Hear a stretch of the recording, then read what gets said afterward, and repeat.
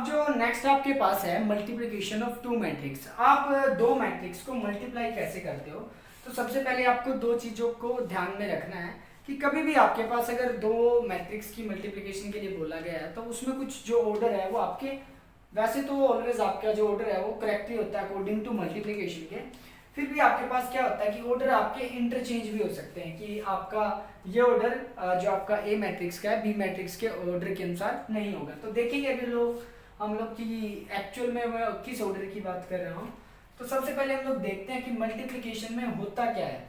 देखो, जब भी आप इस मैट्रिक्स को इससे मल्टीप्लाई करते हो तो क्या होता है कि आपको ये इसका फर्स्ट रो है, इसको अगर आपको ये फर्स्ट एलिमेंट निकालना है, कोई आपकी मान लो कि सी मैट्रिक्स है मान लो, तो अगर आपको ये निकालना है तो वो कैसे आएगा, आपका फर्स्ट रो और जो आपकी दूसरी मैट्रिक है उसके कॉलम के साथ आपका मल्टीप्लिकेशन होगा। कैसे? A11 मल्टीप्लाई 1 विद B11 और प्लस A12 मल्टीप्लाई होगा आपका B21 के साथ। देखो फिर से ध्यान से देखेंगे, क्या किया, A11 मल्टीप्लाई, देखो इसको इसके साथ मल्टीप्लाई करना, उसमें भी क्या है, जो आपका फर्स्ट एलिमेंट है उसको B11 से और जो आपका सेकंड एलिमेंट है उसको B21 से मल्टीप्लाई करना है और फिर दोनों को ऐड करना है। A11 multiply with B11 plus A12 multiply with B12, इसका रो और इसका कॉलम। ऐसे ही अब मुझे अगर सेकंड एलिमेंट निकालना है तो इसी का रो रहेगा बट इसका सेकंड कॉलम। तो A11 multiply with B12 plus A12 multiply with B22। तो ये थोड़ा ध्यान में देखें, A11 मतलब क्या किया मैंने, इस रो को इस कॉलम के साथ मल्टीप्लाई कर दिया और उसमें भी क्या होगा, जो आपका ये फर्स्ट एलिमेंट होगा वो इसके साथ मल्टीप्लाई होगा और जो सेकंड वाला है वो इसके साथ। जैसे कि फर्स्ट में जो फर्स्ट वाला था वो इसके साथ और जो सेकंड वाला था फिर इसके साथ। तो आपके पास दो एलिमेंट आ गए। अब अगर मैं तीसरे की बात करूं तो ये आपका जो रो है फिर दोबारा से आपका फर्स्ट जो कॉलम है बी का उसके साथ A21 multiply with B11 plus A22 multiply with B21। अब इसकी मैं बात करूं तो ये वाली जो आपकी रो है उसको फिर जो आपका कॉलम है, मतलब एक बार जो इसकी रो है उसको इसके दोनों कॉलम से मल्टीप्लाई करना है, फिर आपकी जो दूसरी आपकी जो रो है उसको फिर दोबारा से आपके जो इंडिविजुअली इसके कॉलम है उनसे मल्टीप्लाई करके लिखना है। अब अगर मैं इसको इनसे करूं तो A21 multiply with B21 plus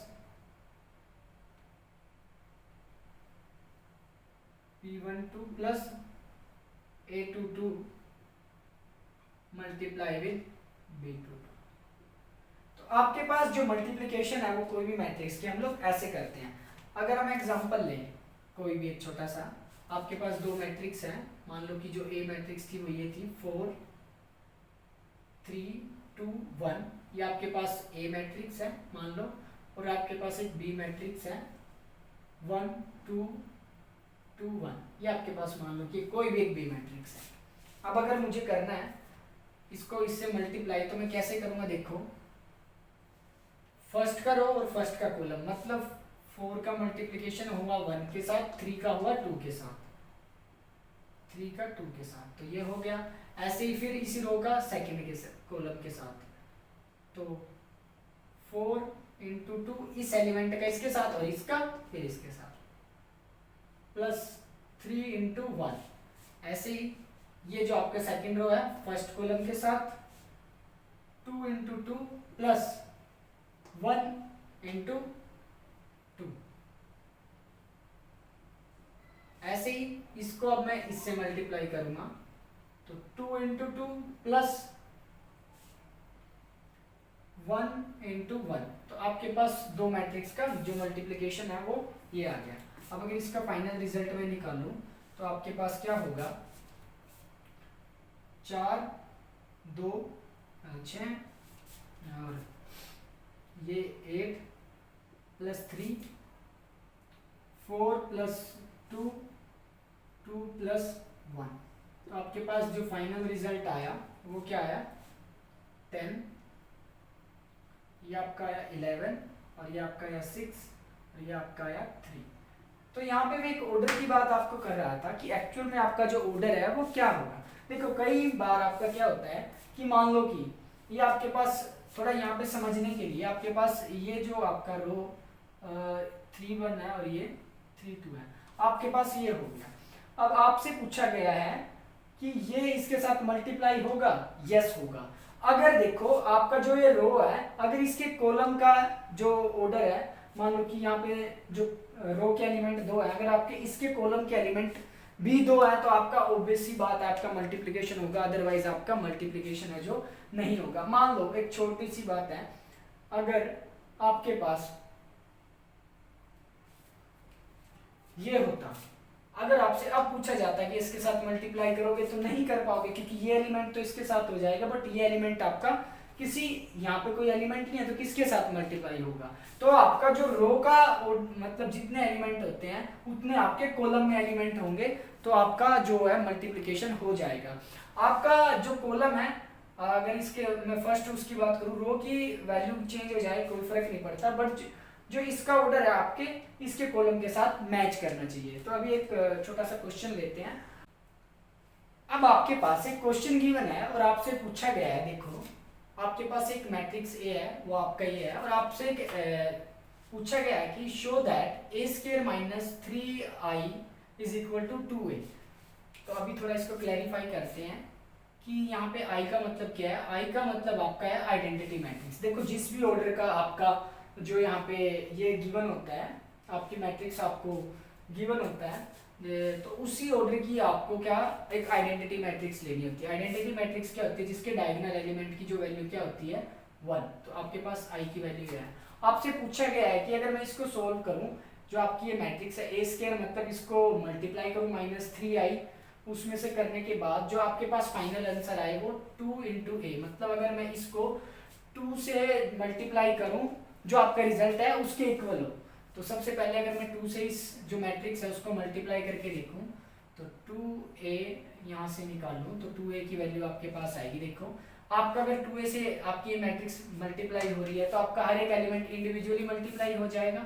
तो ये हो जाएगा 2 4 4 2, तो जो 2a है ये। तो मतलब अब मुझे देखना है कि a स्क्वायर माइनस 3i आपका किसके इक्वल आना चाहिए, 2a के। यहाँ पे आपसे पूछा गया, तो अभी इसको सोल्व करते हैं।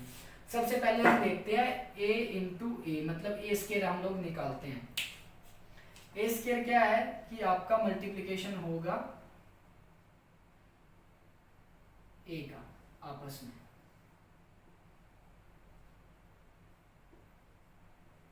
तो अगर मैं इसका जो मल्टीप्लिकेशन है वो सोल्व करूं तो क्या था, फर्स्ट का रो सेकंड का कॉलम, तो 1 इंटू 1 प्लस 2 इंटू 2, ऐसे ही फर्स्ट का रो ही है second column, 2 into 1 plus 2 into 1, ये 2 इंटू 1 प्लस 1 इंटू 2, ऐसे ही 2 यहाँ पे जो था आपका, ठीक है एक्सचेंज कर दिया था वो मैंने, यहाँ पे आपका हो जाएगा 2 इंटू 2 प्लस 1 इंटू 1। तो ये आपका मल्टीप्लिकेशन होने के बाद जो फाइनल आंसर आया वो क्या आया, ये 1 प्लस 4 2 प्लस 2 2 प्लस 2, और ये आपका क्या हो गया 4 प्लस 1। तो आपके पास जो ए स्क्वायर आया है वो क्या आया है फाइनली, यहाँ से 5 प्लस 4, ये वाला एलिमेंट 4 आया और ये आपके पास 4 आया और ये भी आपका क्या है 5। तो ए स्क्वायर की जो वैल्यू आपके पास फाइनल आई है वो ये आई है। तो अब मैं क्या निकालूंगा 3i। 3i मतलब क्या है, एक आइडेंटिटी मैट्रिक्स 1 0 0 1, और उसको क्या करूँगा 3 से मल्टीप्लाई, तो आपके पास मैट्रिक्स क्या हो जाएगा 3 0 0 3। हर एक एलिमेंट से इंडिविजुअली क्या हुआ 3 का मल्टीप्लाई हुआ, तो ये भी 3 हो गए, ये बाकी दोनों 0। तो अब आपको क्या करना है, अगर फाइनल रिजल्ट लिखना है ए स्क्वायर माइनस 3i, और आपको प्रूफ किसके करना है 2a। तो यहाँ से अगर मैं लिखूँ ए स्क्वायर आपके पास आया था 5 4 4 5, और माइनस आपने जो 3a था 3i था जो आपके पास अभी आपने सोल्व किया, वो आया 3 0 0 3, और आपको प्रूफ करना था किसके, ये जो 2a था 2 4 4 2। तो देखते हैं अभी आपका इक्वल है या नहीं।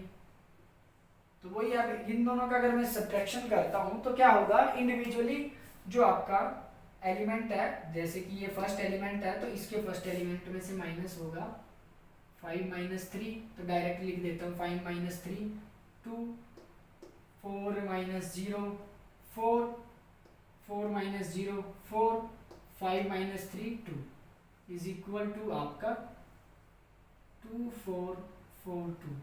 तो ये आपकी जो उन्होंने बोला था इक्वेशन बिल्कुल राइट है, A square minus 3i is equal to 2a। तो ये आपका प्रूफ हुआ। तो इस तरह के जो क्वेश्चन है आपके सिंपल मैट्रिक्स में आपके आते रहते हैं। अब जो नेक्स्ट हमारी वीडियो होगी उसमें हम लोग बात करेंगे एडजॉइंट हम लोग कैसे निकालते हैं। Thank you.